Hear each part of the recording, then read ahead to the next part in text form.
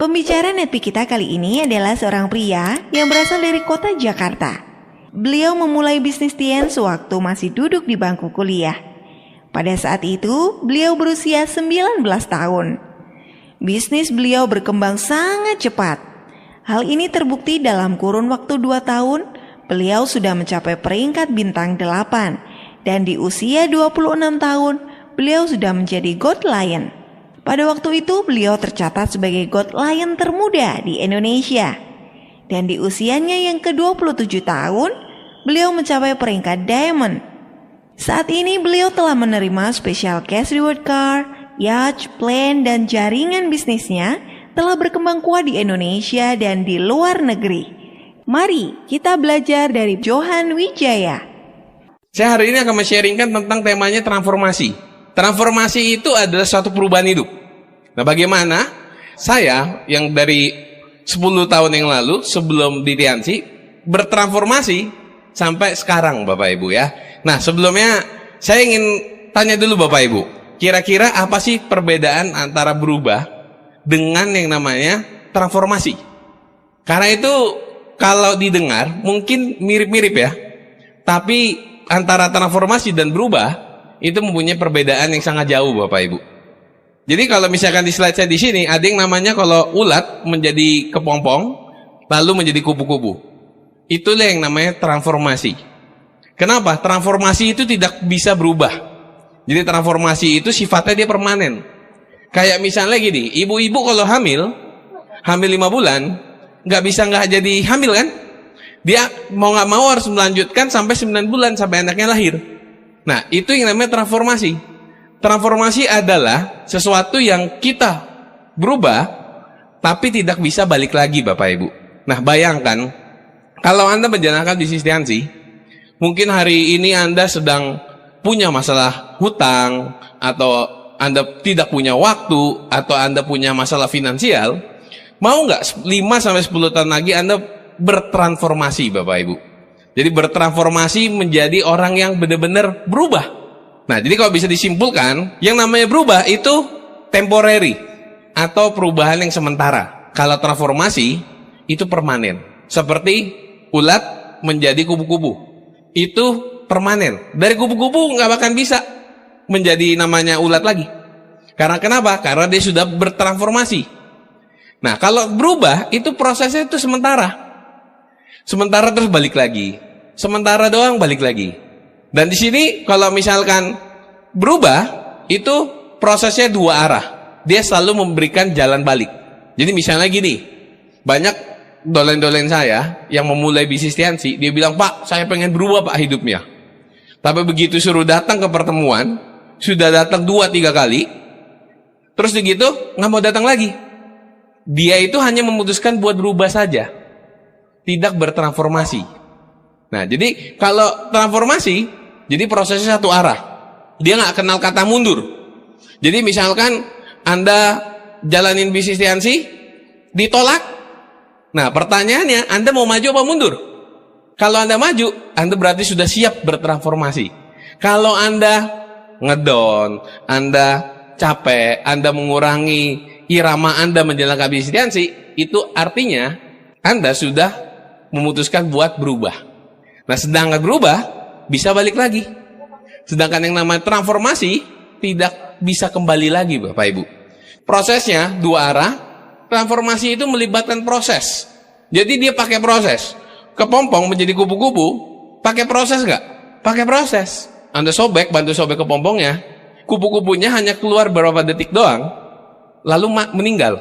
Ternyata kepompong itu ketika ulat di dalam kepompong menjadi kupu-kupu, kepompong itu akan menyobekin kepompongnya, itu ternyata buat menguatkan tulang-tulang di sayapnya agar dia bisa terbang. Nah, sedangkan kalau kita bantu, kita sobekin kepompongnya, ulat itu akan mati, tidak menjadi kupu-kupu. Nah, transformasi itu sama seperti itu. Dia selalu melibatkan proses. Jadi kalau misalkan Anda sudah jalani Tiansi, lalu ketemu penolakan, di telepon temennya udah mulai nggak diangkat, misalkan Anda sudah dikatain yang namanya setan MLM atau namanya setan Tiansi, ya kan? Atau dikatain orang gila, itu artinya Anda sudah di jalur yang tepat, Bapak Ibu. Itu ciri-cirinya. Selama Anda belum diomongin kayak gitu, apalagi kalau Anda sudah diketawain sama orang terdekat, wah, itu udah tepat banget. Sama, karena saya waktu memulai bisnis, saya juga tertawain. Bahkan Dreambook saya, itu diketawain sama keluarga besar saya. Diceritain ini, gini. Mereka karang-karang cerita sendiri.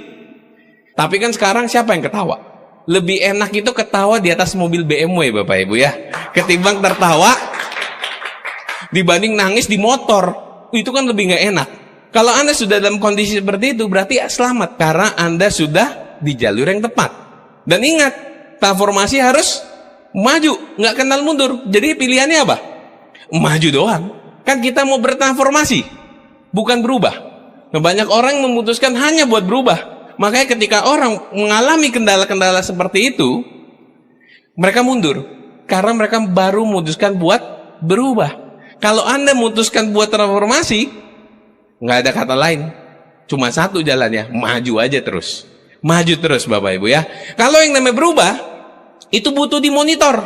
Yang namanya transformasi, tidak butuh dimonitor Bapak Ibu. Ya, berubah butuh dimonitor. Contohnya kayak gimana?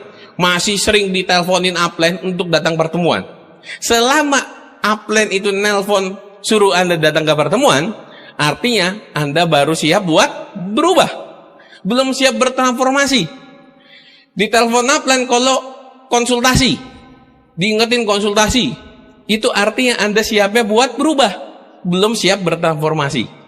Kalau siap transformasi, mau diteleponin upline, mau dikontakin upline apa enggak, presentasi tetap, datang ke pertemuan tetap. Selama Anda home meeting kemana-mana, presentasi, masih di telepon sama upline, diingetin, itu artinya baru siap untuk berubah, belum bertransformasi. Kira-kira Anda kalau disuruh pilih mau mana? Berubah apa transformasi? Transformasi lah. Kalau transformasi itu nggak ada jalan lain, cuman maju, dan itu nggak bisa balik lagi ke kondisi semula. Kalau Anda mau bertransformasi seperti ulat menjadi kupu-kupu yang sangat indah, ya itu harus pakai proses dan harus nggak dimonitorin. Kalau misalnya berubah, itu dia memperbaiki masa lalu. Selalu ngomonginnya masa lalu. Selalu ngomonginnya masa lalu. Masa lalu udah beres, datang lagi masalah. Pasti akan ada masalah nggak? Pasti akan ada masalah. Nah, kalau memperbaiki masa lalu terus, kapan majunya? Masalah terus yang diomongin. Ya nggak maju-maju. Nah itulah ciri-ciri orang yang baru memutuskan buat berubah. Nah kalau misalnya transformasi, dia mempunyai perkembangan yang signifikan. Dan kalau berubah, peningkatannya sedikit. Karena kenapa? Dia bisa balik. Dia nggak suka datang pertemuan, minggu depannya dia nggak datang. Bisa nggak dia jadi gold lion, jadi diamond? Nggak akan bisa Bapak Ibu. Tapi kalau misalkan Anda mau jadi seorang diamond, mau seperti director, seperti Pak Luis Tendean, mau ada OP datang pertemuan orangnya ada apa enggak, Anda bawa downline apa enggak, Anda mutusin buat datang. Itu artinya Anda sudah memutuskan buat bertransformasi. Ketika Anda bertransformasi, Anda akan menciptakan masa depan yang baru Bapak Ibu. Bukan memperbaiki masa lalu. Kalau yang namanya kita bertransformasi, itu selalu menciptakan masa depan yang baru. Sedangkan kalau kita hanya memutuskan buat berubah, itu kita selalu membahas masalah, selalu menyelesaikan, fokusnya adalah menyelesaikan masalah, bukan membahas yang namanya masa depan kita atau impian Anda. Jadi selama kita selalu membahas yang masalah, itu kita hanya sebatas hanya berubah. Seperti transformasi yang berubah itu membuat saya jadi tahu, oh kenapa ada downline saya yang banyak sekali udah datang ke seminar, sudah dengerin nepi, sudah datang pertemuan, tapi kok nggak berubah-berubah hidupnya? Karena dia hanya memutuskan buat berubah, tidak bertransformasi. Jadi selama kita putuskan untuk bertransformasi, kita nggak ada jalan balik. Kalau Anda nggak suka baca buku, harus baca buku. Mau nggak mau Anda harus baca buku. Bukannya nggak baca buku. Kalau Anda nggak suka datang pertemuan, mau transformasi nggak? Nah, selama Anda mutusin buat, datang pertemuan agak males jauh, macet. Kalau Jakarta itu kan hobi banget yang namanya macet ya. Orang Jakarta itu kan paling kompak. Jam 7 pagi berangkatnya bareng, jam 5 sore pulangnya bareng-bareng juga. Kompak banget ya Jakarta. Dan hari Minggu nggak keluar rumah semua, sepi semua jalanan. Kompak banget gitu kan. Nah, Kalau Anda misalkan mau mutusin buat transformasi, sejauh apapun prospek itu ada, kita harus samperin. Karena kita mau bertransformasi. Kalau yang namanya transformasi itu nggak bisa dinego, nggak bisa dinegosiasikan. Kalau yang namanya mutusin buat berubah, itu bisa dinegosiasikan. Misalnya gini, kalau Anda dalam pertemuan, Anda tahu daerahnya, Anda tahu hujan, hari Minggu, siang-siang, enaknya ngapain? Tidur. Pas mau berangkat, udah rapi nih. Udah rapi, mau ke pertemuan. Anda bawa prospek nih, tiba-tiba prospeknya cancel. Pak, saya nggak jadi datang, Pak. Apa yang Anda pilih? Tidur atau tetap ke pertemuan? Kalau pilihannya tetap datang pertemuan, selamat. Anda sudah memutuskan buat bertransformasi. Selama Anda memilihnya, ya udahlah, nggak ada prospek juga, nggak ada upline juga, ya nggak ada siapa-siapa juga, Anda pilih yang buat tidur. Akhirnya, yaitu Anda memutuskan buat hanya sekedar berubah saja. Sedangkan untuk berubah saja tidak cukup, Bapak Ibu. Kita harus benar-benar bertransformasi dan harus melalui proses. Dan kalau misalnya Anda ditolak orang, kalau misalkan ditolak baru 1 hari, 2 hari mah kecil lah ya. Tapi kalau 2 bulan ditolak mulu tiap hari, apakah Anda mutusin buat lanjutkan atau tidak lanjutkan? Kalau Anda mutusin buat lanjutkan, artinya Anda sudah memutuskan buat bertransformasi.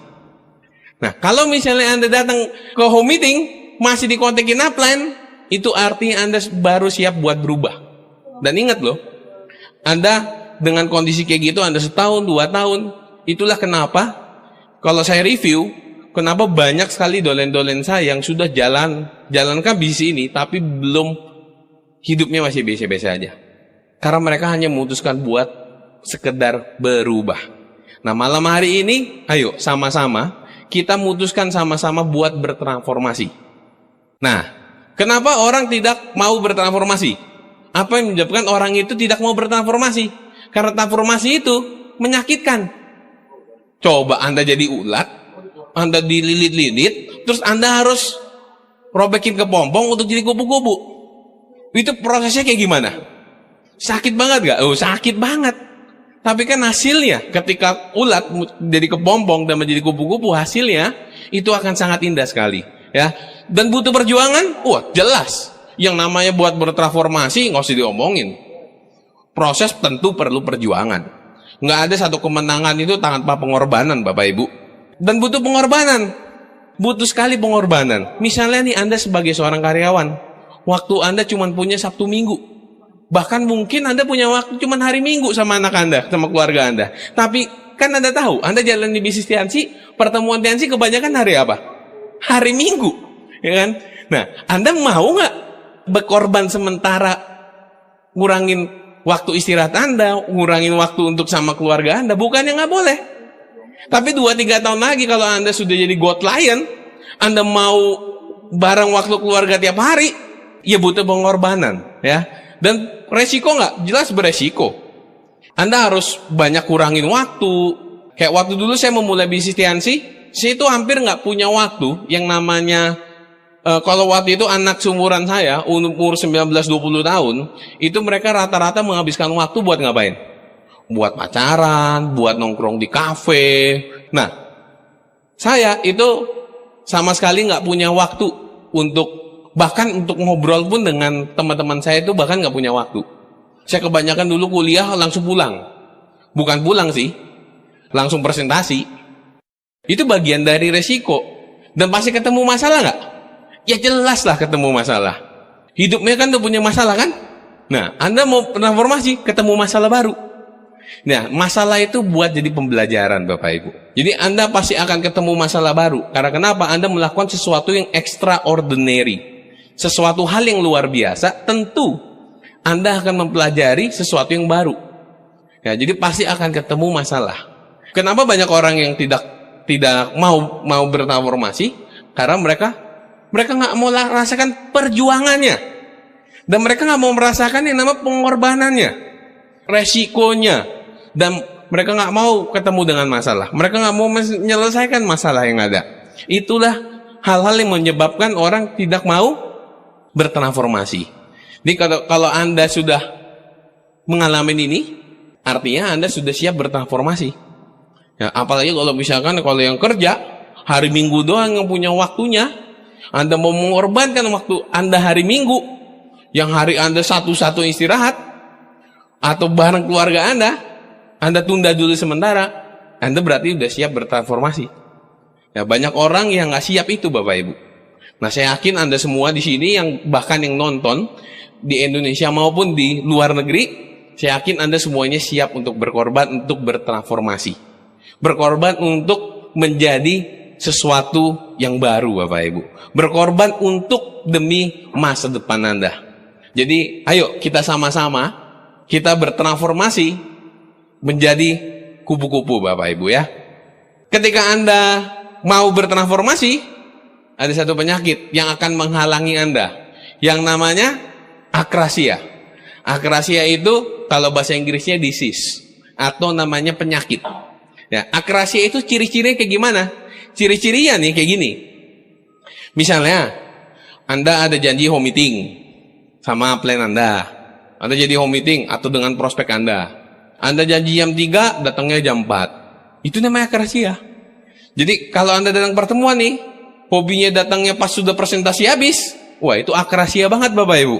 Jadi ketika Anda memutuskan buat bertransformasi, ada satu penyakit yang siap menyerang Anda, yang namanya akrasia. Nah, akrasia ini penyakit nomor 1 berbahaya. Kedua jantung. Nomor 1 berbahaya itu akrasia itu Bapak Ibu ya. Jadi hati-hati, penyakit nomor 1 berbahaya di dunia gitu. Karena di sini kalau misalkan Anda terserang penyakit akrasia ini, bukan hanya jantung Anda berhenti, yaitu keluarga Anda dikorbanin, masa depan Anda nggak jelas gitu ya. Jadi akrasia ini sangat-sangat berbahaya sekali. Ya, jadi perlu kita hindari dengan akrasia ini. Ketika Anda bertransformasi nih, oke Pak, saya siap untuk bertransformasi. Saya habis nonton webinar, saya siap Pak bertransformasi. 10 tahun lagi saya harus jadi eksekutif director. 5 tahun lagi saya harus jadi eksekutif director. Tiba-tiba besok OP udah datangnya telat. Nah, itu akrasia. Kayak tadi yang saya tadi. Misalkan Anda mau datang OP hari Minggu, Anda bawa prospekan 1, tiba-tiba prospekannya cancel. Nah, Anda datang apakah enggak? Kalau Anda datang, Anda transformasi. Nah, kalau Anda enggak, Anda siap untuk berubah. Nah, itulah yang namanya penyakit akrasia menyerang Anda. Kalau yang misalnya kayak saya nih sanguin, kalau baca buku, bukunya buka, matanya tutup. Nah, itu ciri-ciri akrasia juga. Jadi kalau misalkan Anda memutuskan buat bertransformasi, pasti akan ketemu yang namanya akrasia ini. Jadi hari ini saya sudah kasih tahu nih, itu penyakit yang namanya akrasia. Lalu apa Pak yang menjadi sebuah kunci kesuksesan? Gimana Pak caranya saya itu bisa melawan akrasia-akrasianya? Caranya adalah kita harus merubah paradigma kita. Kita harus merubah paradigma kita Bapak Ibu ya. Ya, contohnya kayak gini. Di sini ada yang namanya alam sadar. Ada alam sadar dan alam bawah sadar. Alam sadar kita itu didapatin dari edukasi. Kayak contohnya, Anda dalam pertemuan, Anda dalam seminar, Anda dengerin NetP, Anda konsultasi, Anda baca buku, itu masuknya ke alam sadar Bapak Ibu. Dari alam sadar lalu akan disaringkan melalui paradigma kita, yang itu alam bawah sadar. Alam bawah sadar kita ini akan menentukan hasilnya. Nah, dari alam sadar Anda, edukasi yang masuk itu semua akan disaring oleh alam bawah sadar kita yang namanya paradigma. Dan itu akan menentukan hasilnya. Oh, jadi begini Pak cara untuk sukses. Saya harus bertransformasi. Tapi alam bawah sadar Anda masih terserang akrasia nih. Masih sering ngaret-ngaretan. Kalau misalkan pertemuan masih sering dikasih tahu upline, ya, konsultasinya masih di kontek-kontekin upline, kayak upline jadi downline gitu, masih kejar-kejar gitu kan. Nah, itu alam bawah sadar Bapak Ibu.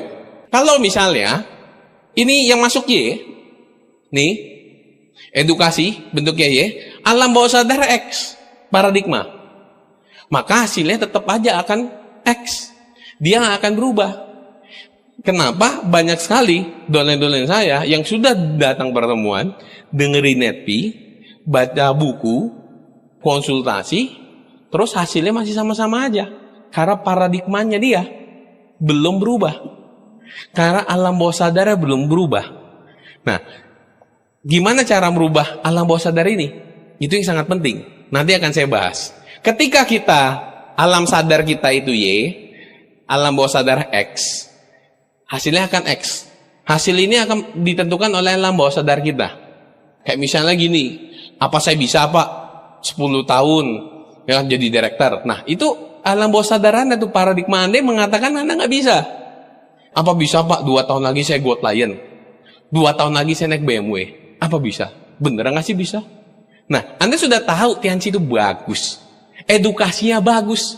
Tapi begitu masuk kepala Anda nih, lalu muncul pertanyaan, masa iya sih setahun saya bisa berubah hidupnya? Nah, itu alam bawah sadar yang berbicara. Selama Anda berpikir kayak gitu, hasilnya akan X. Gimana cara ngerubahnya? Cara ngerubahnya begini. Ketika Anda masuk Y, yaitu edukasi, konsultasi, datang pertemuan, dan lain-lain, dengerin netpi, ya kan? Y ini, Anda masukkan ke alam bawah sadar, tentu akan ketemu X. Jadi misalkan gini, kalau Anda bertanya, apa iya Pak, saya setahun depan jadi Goat Lion? Apa iya Pak, 6 bulan lagi saya bisa jadi bintang 8? Pasti ada nggak enaknya kan? Di hati.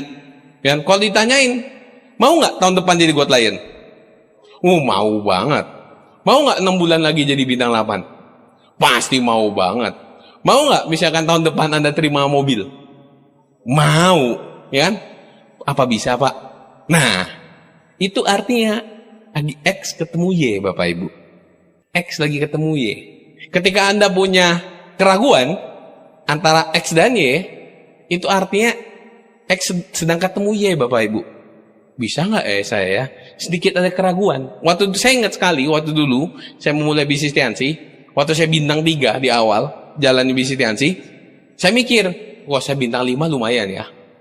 Bisa saya stopin uang jajan dari orang tua nih. Dan waktu saya bintang 5, saya bisa nggak ya jadi bintang 8? Saya bisa nggak ya jadi bintang 8 ya? Untuk jadi bintang 8. Ya? Nah itu X lagi ketemu Y. Jadi kalau Anda ketemu X ketemu Y, ya udah, mikirin aja terus Bapak Ibu. Mikirin terus. Anda mikirin mau tahun depan tahun ini jadi Goat Lion, Anda mikirin Goat Lion, walaupun gak enak di hati, itu artinya X lagi ketemu Y. Jadi diapain? Dipikirin terus. Goat Lion tahun ini, Goat Lion 2017, Goat Lion 2017, Goat Lion 2017. Ada orang nolak, Goat Lion 2017. Keluarga nggak dukung, Goat Lion 2017. Ada diputusin pacar, Goat Lion 2017. Yang mau dicerain istri, Goat Lion 2017. Pokoknya dipikirin terus Bapak Ibu. Sampai kapan? Sampai X-nya hilang. Dan hasilnya akan jadi Y Bapak Ibu. Jadi sampai kapan mikirnya kayak gitu? Sampai terwujud. Nggak terwujud, pikirin aja terus. Dulu saya ingat sekali Bapak Ibu ya, saking pengennya saya tuh dapat reward mobil, itu di kamar saya, itu saya tempelin semuanya. Tempelin mobil, tempelin tulis-tulisan positif. Saya tempelin di mana? Jadi saya di kasur, di atas. Langit-langitnya saya tempelin. Itu yang pertama. Kedua, buka pintu, keluar pintu, itu saya tempelin. Yang ketiga, saya tempelinnya di WC, di kaca. Tiap pagi bangun udah ngelihat. Ke WC ngaca udah lihat. Mau keluar udah lihat juga. Ya ada perasaan ini ya nggak? Perasaan kayak bisa nggak ya? Ada. Itu artinya X lagi ketemu Y. Jadi untuk mensiasati itu, merubah paradigma, Anda pikirin aja terus. Sampai kapan? Sampai dapet. Maka ntar lama-lama X itu akan hilang Bapak Ibu. Ya, X itu akan hilang, akan menjadi ganti paradigma jadi Y. Dan hasilnya, ya kalau Y ketemu Y, ya pasti hasilnya Y lah. Gak mungkin hasilnya X lagi. Dari mana X-nya? Ya kan? Coba ini, kalau lihat yang di sini. Ini dari mana X-nya? Nggak ada. Ini ketika Anda datang training, atau datang pertemuan Tianxi, Anda datang nih, Anda masuk ke kepala Anda. Kalau Anda mikirnya, bisa nggak ya? Itu berarti benar. X lagi ketemu Y. Udah, Anda tabrak aja terus. Ingat, transformasi nggak kenal mundur. Transformasi cuma kenal satu. Maju aja terus. Jadi kalau Anda mikirnya, aduh bisa nggak ya? Aduh kayak nggak bisa deh. Nah, itu artinya mutusin buat berubah. Dan nah, itu penyakit akrasia lagi menyerang. Jadi jangan biarkan penyakit akrasia itu menyerang Anda. Itu akan menggerogoti impian Anda, Bapak Ibu. Jadi seperti itulah. Jadi yang kita harus rubah adalah paradigma kita. Mau sebanyak apapun Anda datang, mau sebanyak apapun Anda konsultasi, mau sebanyak apapun Anda baca buku, kalau paradigma kita tidak kita rubah, maka kita nggak akan bisa juga untuk punya hasil yang berbeda. 2 tahun lagi, tahun ini mungkin, 3 tahun lagi, mungkin 5 tahun lagi, 10 tahun lagi, karena akan seperti itu. Nah, Anda kebayang nggak? Anda datang ke pertemuan aja belum tentu berubah, apalagi nggak datang sama sekali. Itu udah pasti nggak berubah, Bapak Ibu ya. Itu udah pasti 100% lah nggak bakal berubah. Anda datang aja belum tentu. Apalagi kalau Anda nggak datang. Daripada nggak datang, mendingan datang apa nggak datang? Ya mendingan datang lah. Mendingan dengerin netpi apa nggak dengerin netpi? Mendingan dengerin netpi. Mendingan baca buku apa nggak baca buku? Ya mendingan baca buku lah. Karena baca buku aja itu belum tentu berubah. Apalagi kalau nggak baca sama sekali. Apalagi kalau nggak dengerin netpi sama sekali. Yang lebih parah kalau nggak datang pertemuan sama sekali. Itu nggak akan punya hasil yang berbeda, Bapak Ibu. Nah, bagaimana menciptakan alam bawah sadar? Nah, ini yang menarik. Anda sudah tahu transformasi. Anda sudah tahu kuncinya ternyata untuk bertransformasi ada di alam bawah sadar kita. Nah, hari ini saya udah memberitahu Anda step by step nih. Mau bertransformasi sama berubah. Nah, caranya begini, harus dirubah alam bawah sadarnya dulu. Bagaimana sekarang cara menciptakan alam bawah sadar? Alam bawah sadar kita itu kayak program. Sadar nggak sadar, hari ini saya baru menginstall program yang namanya Akrasia di otak Anda. Jadi Anda yang sedang menonton, udah tahu kan Akrasia? Nah, sudah tahu banget. Itu artinya saya sudah menginstall program Akrasia di pikiran Anda, Bapak Ibu. Nah, alam bawah sadar itu seperti seperti program. Bisa Anda install, Anda uninstall. Uninstall nggak bisa. Uninstall nggak bisa, Bapak Ibu. Hanya Anda install. Nah, kalau Anda installnya dengan hal-hal negatif, nggak bakal bisa hilang gitu. Hal-hal negatif. Jadi sebanyak mungkin alam bawah sadar Anda dimasukkan hal-hal yang positif. Ya, yang positif. Nggak ada salahnya kita belajar hal yang positif.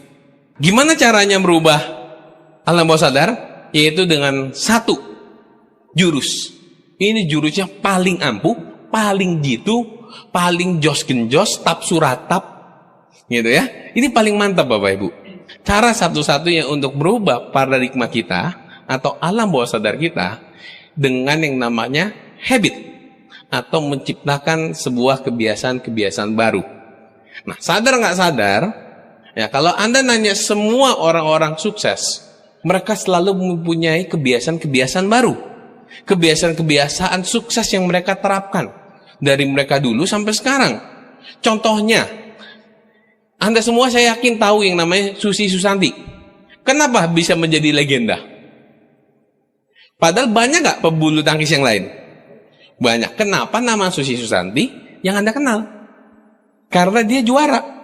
Dan kenapa dia bisa juara? Pasti karena kebiasaannya dibuat di atas rata-rata. Yang membuat Susi Susanti menjadi seorang legenda di Indonesia bukan karena dia memenangkan satu pertandingan. Bukan. Tapi karena proses yang dimelalui, proses latihan yang dia lalui, kebiasaannya untuk latihan, itu membuat dia menang di satu pertandingan dan menjadi legenda sampai saat ini. Tapi karena dia melalui proses satu kebiasaan, kalau misalnya orang lain latihannya 2 jam, Susi Susanti itu bisa latihannya 6 jam. Anda tahu Michael Jordan? Kenapa banyak pemain basket? Banyak sekali. Kenapa tahunya cuma Michael Jordan? Karena Michael Jordan legenda. Nah, apa yang membuat dia legenda? Saya pernah baca buku, di bukunya How to Be Like Michael Jordan. Michael Jordan itu adalah orang yang punya tingkat fokus yang sangat tinggi. Dan bahkan Michael Jordan, ketika sebelum bertanding, dia selalu meditasi. Dan ketika dia meditasi, ngelihat dia meditasi, musuhnya aja udah sampai merinding. Dan satu hal yang tidak dimiliki oleh pemain basket yang lain. Latihannya Michael Jordan, kalau misalkan teman-temannya datangnya jam 7, Michael Jordan udah datang jam 5. Ketika teman-temannya datang, dia udah keringetan duluan. Kebiasaan baru yang diciptakan untuk menjadi seorang legenda. Kebiasaan-kebiasaan itu yang dibentuk di alam bawah sadarnya bisa menjadi seorang legenda. Michael Jordan bukan karena legenda, bukan karena memenangkan MVP, most valuable player, bukan itu yang membuat dia jadi legenda, tapi karena proses dia melakukan hari demi hari, jam demi jam, membuat dia menjadi peraih MVP. Kalau nggak salah itu 6 kali ya. Kalau nggak salah itu 6 kali Michael Jordan. Jadi kalau misalkan di dunia Nancy, kenapa Pak Louis Tendian bisa jadi director? Ya pasti karena dia punya kebiasaan baru. Nah kalau di Nancy kan gampang kebiasaannya. Anda sudah tahu kan kebiasaannya? Nah caranya kebiasaannya gimana? Bagaimana cara menciptakan kebiasaan baru yang benar-benar 100% pasti berhasil Bapak Ibu? Bagaimana menciptakan satu kebiasaan baru yang membuat Anda benar-benar itu 100% itu berhasil? Artinya kalau sudah Anda ciptakan kebiasaan baru, Anda sudah merubah paradigma Anda. Betul? Yang X ketemu Y itu. Anda sudah mau merubah nih, yang Y itu menjadi X. Dan hasilnya transformasi. Asalnya dari mana? Dari kebiasaan. Bagaimana cara menciptakan kebiasaan-kebiasaan baru yang bisa membuat Anda 100% kebiasaan itu benar-benar berhasil. Bahkan ini diterapkan. Kalau Anda menerapkan kedolen-dolen Anda, ini sangat powerful sekali Bapak Ibu. Sangat-sangat powerful sekali. Ya ingat, semua orang sukses punya kebiasaan. Punya kebiasaan. Nah, kebiasaan kita sudah jelas banget. Caranya ini adalah Anda menciptakan 21 hari kebiasaan baru. Nah, kebiasaannya di bisnis Tiansi apa? 7 kebiasaan sukses. 7 kebiasaan sukses ini yang membuat Anda merubah paradigma Anda dan memberikan Anda transformasi. Pertanyaannya, diikutin semua Pak? Iya. Ditawar? Enggak. Ingat, Anda mau berubah apa bertransformasi? Kalau mau bertransformasi, prosesnya cuma satu arah, yaitu maju atau maju. Kalau mau berubah, aduh saya nggak suka Pak, yang namanya harus 15 kali presentasi. Ya berarti Anda siapnya cuma berubah. Anda nggak siap untuk bertransformasi. Kalau misalnya Anda nggak dengerin Neti, ya Anda siapnya untuk berubah. Caranya adalah Anda ikutin 7 kebiasaan ini selama 21 hari. Mungkin di sini Anda pernah, misalnya Anda bangun, nggak biasa bangun pagi, Anda rutin selama 21 hari, Anda nyalain alarm, Anda paksain diri bangun pagi. Hari ke-22 nggak usah pakai alarm, saya jamin pasti langsung bangun di jam yang sama. Pernah mengalami seperti itu? Saya yakin Anda pernah. Itulah yang membuat seseorang bisa bertransformasi. Karena kenapa? Karena sudah dia menciptakan kebiasaan-kebiasaan baru. Ingat, transformasi menciptakan masa depan baru. Tentunya perlu kebiasaan baru. Kalau kebiasaan Anda bawa sebelum Anda jalani Nancy, itu nggak akan memberi perubahan banyak. Tapi Anda perlu menciptakan kebiasaan baru. Kebiasaan baru ini menentukan masa depan baru. Kalau kebiasaan kita 5 tahun yang lalu itu membawa kita sampai saat ini. Nah kebiasaan kita sekarang yang akan membawa masa depan kita 5 tahun lagi. Pertanyaannya, seberapa besar impian Anda? Kalau Anda merasa impian kita berharga sekali, harusnya Anda bisa menciptakan kebiasaan baru. Nah, biasanya apa aja? Punya dream book. Ada beberapa tips yang saya rekomendasikan ketika Anda mau buat dream book. Buatlah dream book di album foto. Itu yang pertama. Yang kedua, jangan diketik. Anda perlu tulis pakai tangan. Anda tulis pakai tangan Bapak Ibu. Supaya apa? Supaya berasa. Kalau Anda ingat zaman dulu, zaman SD, gurunya selalu mendikte, Anda yang nulis. Anda nulis, kalian Anda ngapain? Anda mengingat. Itu masuk ke alam bawah sadar loh. Jadi perlu Anda, kalau Anda ketik, Anda tutup bukunya, lupa. Tapi kalau Anda tulis, Anda ingat. Analogi kayak gini. Kalau misalnya Anda dari rumah Anda, mau ke rumah teman Anda, dari A mau ke B, Anda nyetir mobil, tapi Anda disetirin sama teman Anda, ingat nggak alamatnya? Suruh ke sana lagi? Enggak. Tapi kalau misalnya Anda nyetir, Anda ingat nggak jalannya? Ya ingat. Ya, walaupun sama-sama, kayaknya belok sini deh. Iya nih belok sini. Ya, tapi selama Anda disetirin, ingat nggak? Enggak. Nah, itulah efek seperti menulis. Jadi kita perlu menulis. Saya ingat sekali, waktu saya bintang 3, Bapak Ibu, saya dengerin NetMe yang pertama kali, judulnya itu dari NetMe-nya Pak Louis. Judulnya Anda Diamond Berikutnya. Ketika saya dengerin NetMe itu, saya langsung memutuskan, saya harus jadi diamond termuda. Dan saya itu tulis, waktu itu minggu depannya, 2 minggu kemudian, minggu depannya, waktu itu ada acara di Bandung, dan saya menghadiri acara di Bandung itu, saya masih bintang 3, Bapak Ibu. Dan saya cari rumah Pak Louis Tendean. Kata di Dago Pakar. Saya cari. Ada rumah yang rame-rame orang tuh. Itu mobilnya gitu kan. Saya masuk. Waktu itu Pak Louis lagi meeting group. Pak Louis lagi meeting group, saya foto-foto lagi, ya kan. Begitu, udah Pak Louis selesai meeting group, saya bilang, Pak, minta foto, Pak. Nah, fotonya itu saya pakai celana pendek sama kaos. Rambut saya dulu gondrong, Bapak Ibu. Dan saya tempel di dream book. Saya tulis di tangan. Suatu saat nanti Pak Louis akan tanda tangan di sini, saya sebagai diamond, Bapak Ibu. Dan itu terwujud. Ngeri sekali loh, Bapak Ibu. Efek dari impian ini ngeri sekali. Karena kenapa? Karena segala sesuatu diciptakan 2 kali. Contohnya, sebelum meja ini dibuat, itu dibuat dulu dalam pikiran kita. Sebelum gedung itu dibangun, gedung itu dibuat dulu di blueprintnya. Sebelum Anda membangun rumah itu dipikirin dulu nggak membangunnya kayak gimana? Dipikirin. Nah, apalagi bangun masa depan. Perlu dipikirin? Perlu banget. Gedung sama masa depan Anda pentingan mana? Masa depan. Nah, gedung aja yang lebih pentingan masa depan. Gedung aja dibangun butuh dipikirin. Apalagi impian Anda. Perlu nggak dipikirin? Perlu banget. Dan itu sangat-sangat perlu. Jadi hati-hati nih. Kalau Anda yang belum punya dream book, wah, bahaya Bapak Ibu. Dream book itu nggak cukup hanya simpan gambar di handphone. Nggak hanya diucapkan doang. Nggak hanya di pikiran doang. Anda perlu buat detail. Perlu Anda pikirin Bapak Ibu. Jadi itu the power of dream. Memang ketika Anda menulis impian Anda, nggak semuanya bakal terwujud. Betul. Anda tulis aja nggak semuanya. Apalagi nggak Anda tulis. Nggak ada. Gitu loh. Jadi itulah pentingnya kita punya dream book. Yang kedua, presentasi 15 kali. Ini standar 15 kali.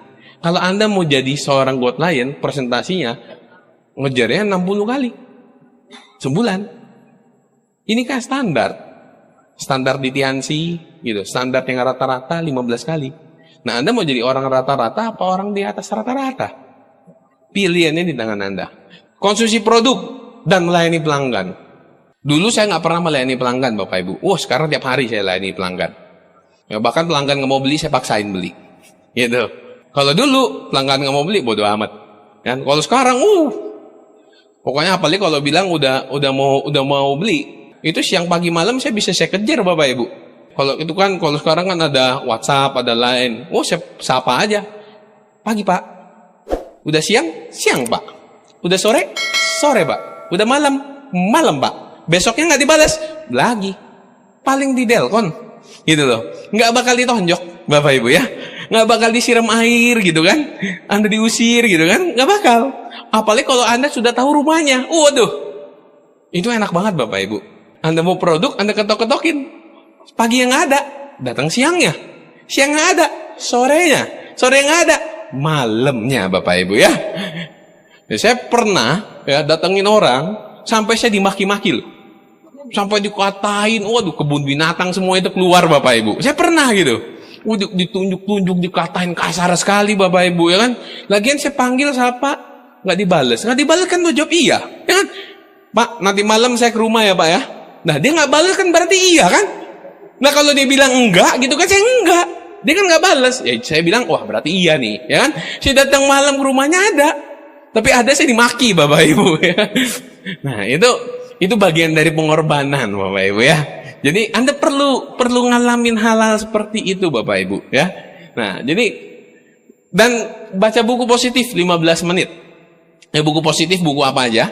Kenapa perlu buku apa aja? Nggak mesti buku yang namanya buku tentang pengembangan diri, Anda boleh baca buku apa aja, kayak buku macam-macam lah.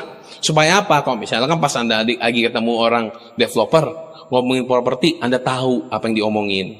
Kalau misalkan Anda ketemu orang politik, nah Anda tahu harus bahasnya apa. Jangan orang developer Anda ngomonginnya sawah gitu kan, agrobisnis gitu, nggak bakal nyambung Bapak Ibu ya. Jadi itu buat untuk menambah wawasan kita. Jadi baca buku apa aja, yang penting positif. Jangan buku populer, FAM gitu Bapak Ibu ya. Itu nggak nambah positif Bapak Ibu ya, itu nambah negatif ya Bapak Ibu ya. Nah, terus mendengarkan satu CD Netpi setiap harinya. Kalau untuk baca buku, karena yang sanguin, jadi kalau pesan saya kalau baca buku, selesaikan satu hari satu bab. Satu hari satu bab. Jangan di tengah-tengah baru 2 halaman langsung ditandain. Satu bab Bapak Ibu. Pertama biar apa? Biar nyambung. Kedua, kalau misalnya satu buku ada 7 bab, berarti seminggu dong udah habis. Nah kalau Anda nggak targetin satu hari satu bab, ya nggak kelar-kelar. Gitu kan? Biasanya kalau sanguin gitu, baca buku baru sampai setengah, ada buku bagus beli. Baca akhirnya satu deret buku cuman setengah. Ya, bahkan ada cuman kata pengantar doang dibaca, habis itu beli buku lagi gitu kan.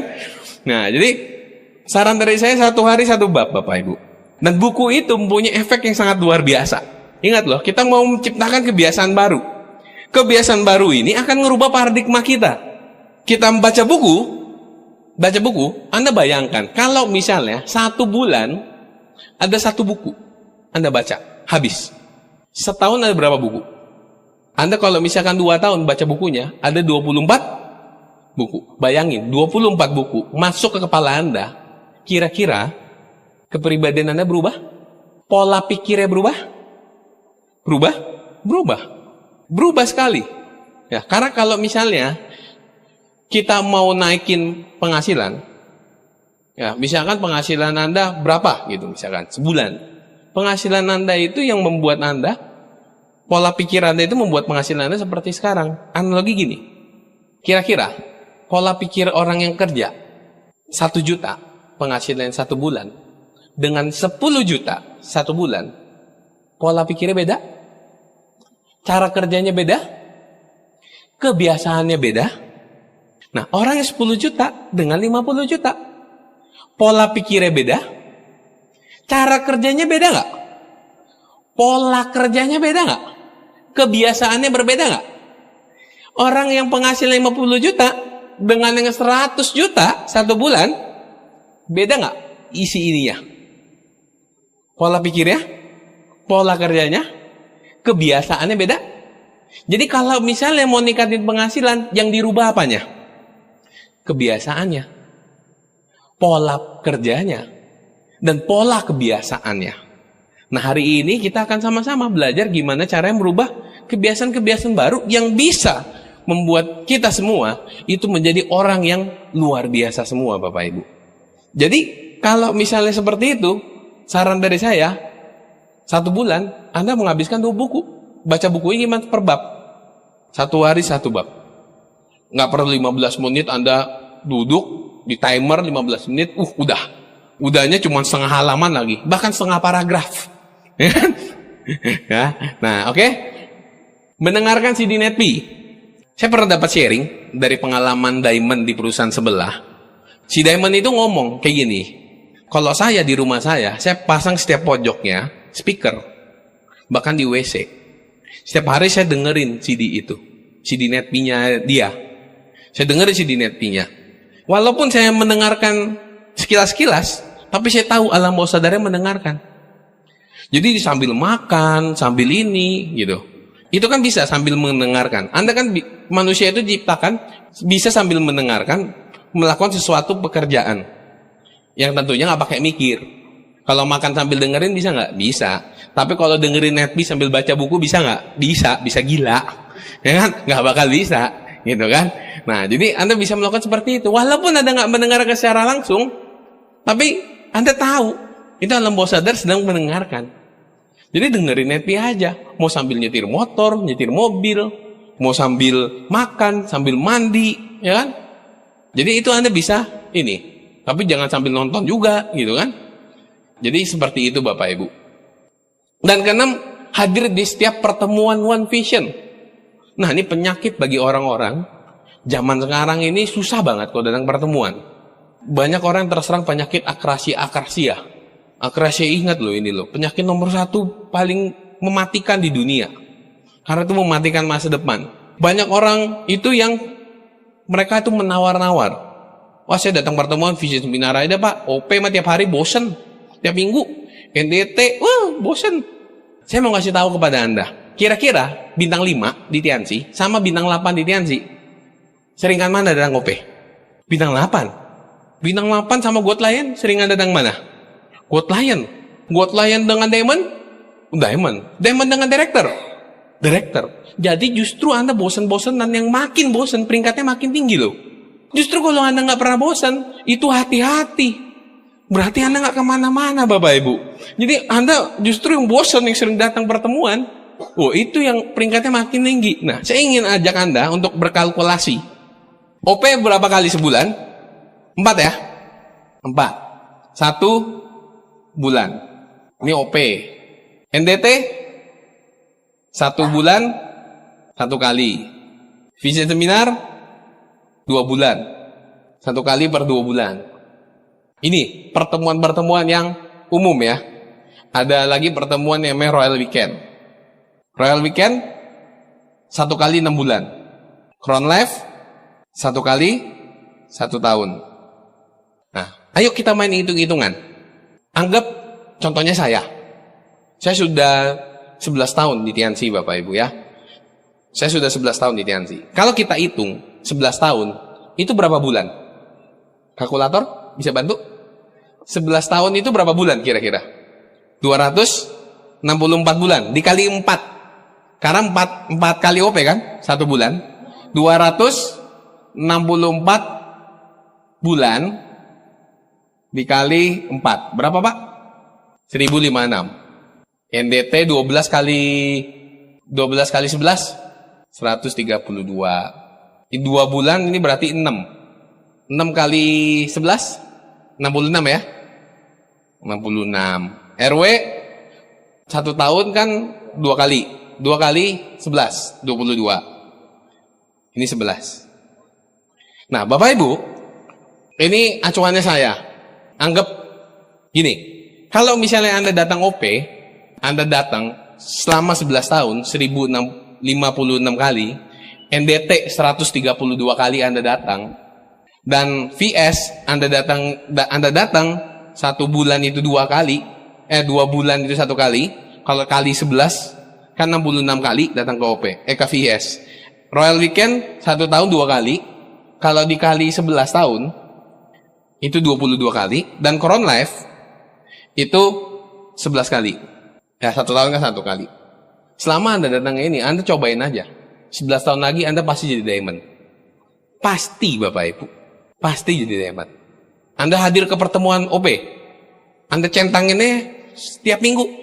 Saya yakin centangan 1055 minggu depannya pasti jadi diamond.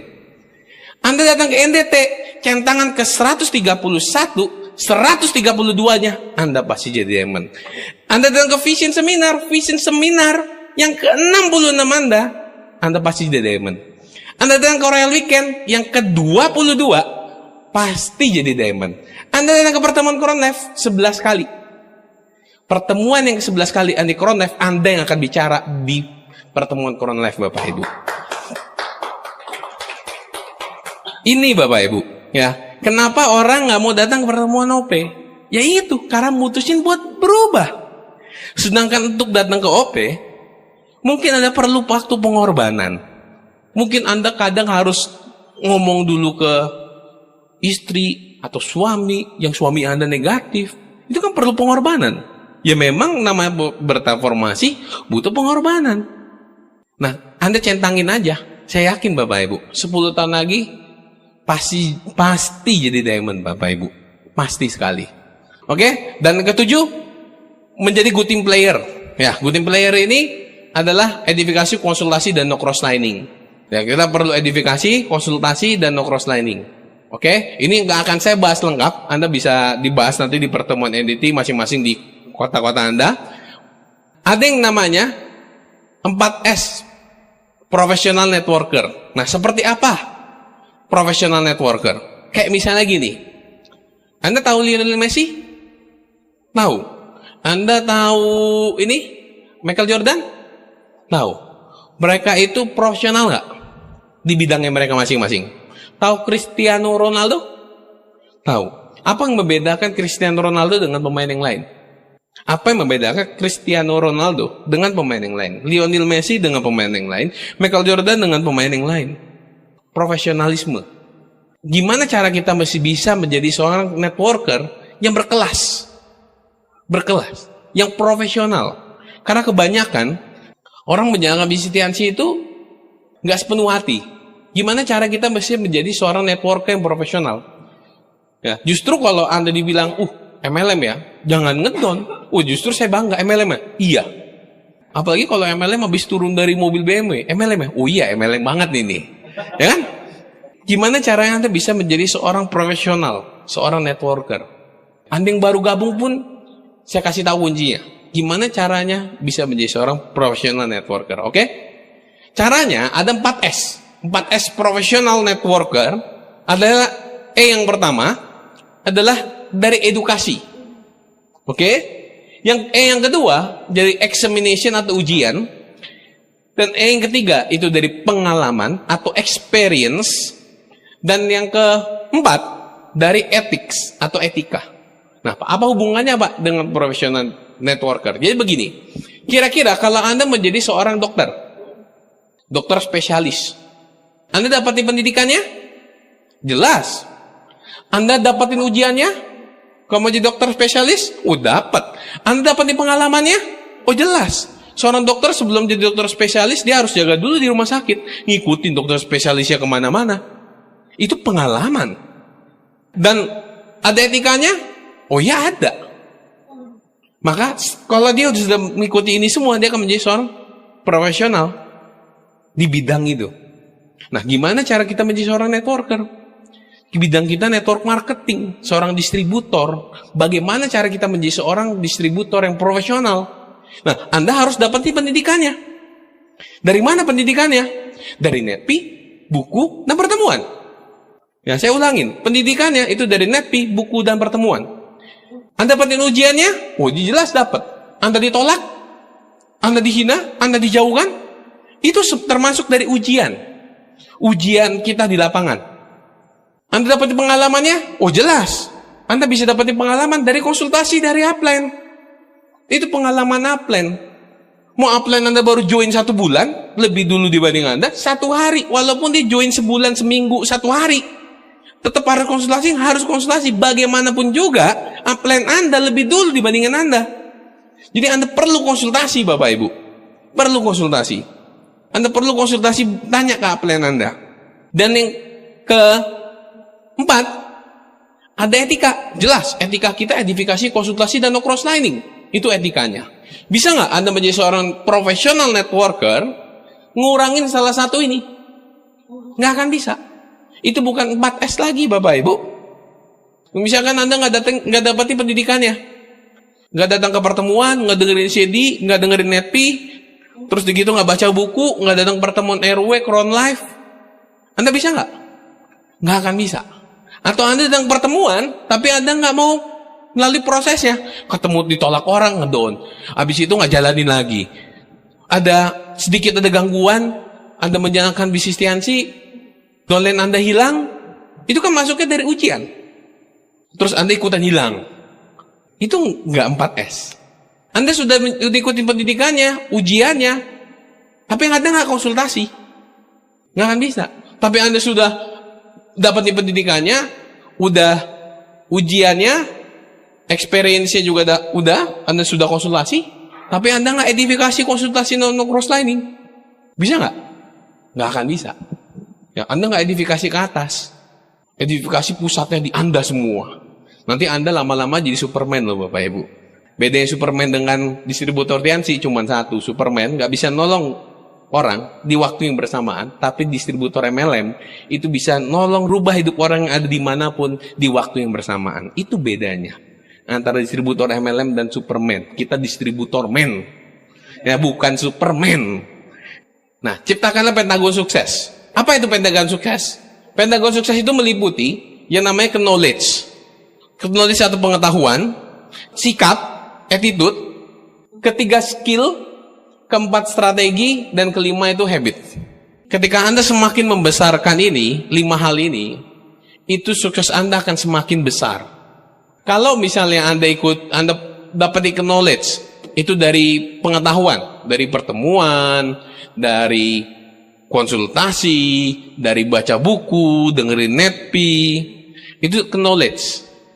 Sikap, attitude, saya akan bahas lengkap. Anda bisa dengarkan CD. Ada banyak CD yang ngebahas tentang sikap. 3 skill. Skill itu Anda dapetin di lapangan. 4 strategi. Yang kelima habit. Habit itu tadi 21 hari Anda buat 7 kebiasaan. 7 kebiasaan itu dilakukan 21 hari. 7 kebiasaan itu dilakukan 21 hari. Semakin besar pentagon ini, semakin Anda menambah knowledge Anda semakin merubah sikap Anda semakin mahir di skill Anda. Skill itu dengan butuh jam terbang. Jadi nggak ada tuh orang yang langsung jago ngomong. Saya dulu juga nggak bisa ngomong seperti ini. Itu kita belajar, itu jam terbang.